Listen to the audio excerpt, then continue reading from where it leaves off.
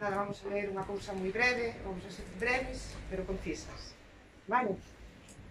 A muller non morre por violencia machista. A muller non morre a mans da súa parella. A muller mátala. É un asesinato e é un asasino. A violencia machista é global, non ten fronteiras. Prodúcese en todos os países, sociedades e vai dirixida a todas as mulleres, independentemente da clase, etnia ou grupo que pertenza. Non hai un perfil de víctima de violencia. O principal factor de risco é ser unha muller.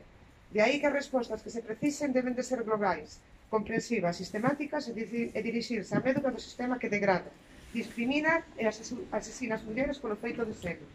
Isto require o compromiso personal e político de todas as instancias, de todas as persoas, homes e mulleres que creen firmemente que sen o desenvolvemento da igualdade de xénero a democracia non é posible.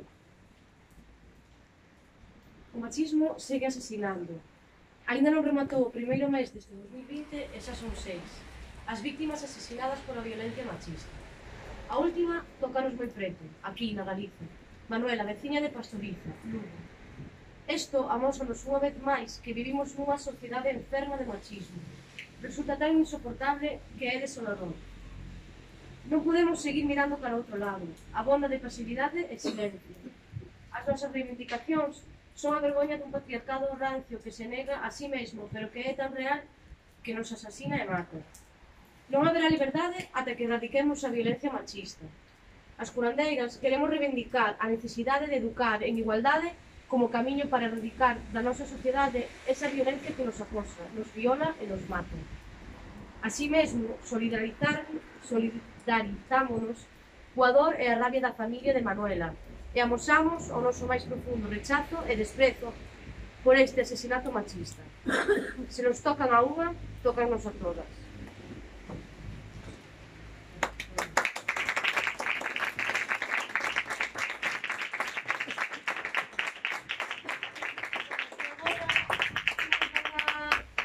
De silencio, no primeiro temporizador, o cronómetro, e, bueno, isto convocábolo nós e tamén quero dicir que o Concello iba a convocar e tamén apoia un minuto de silencio por parte do Concello.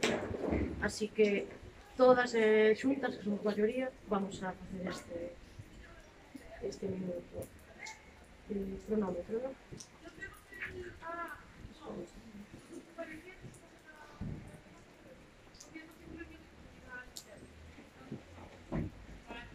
Comenzamos.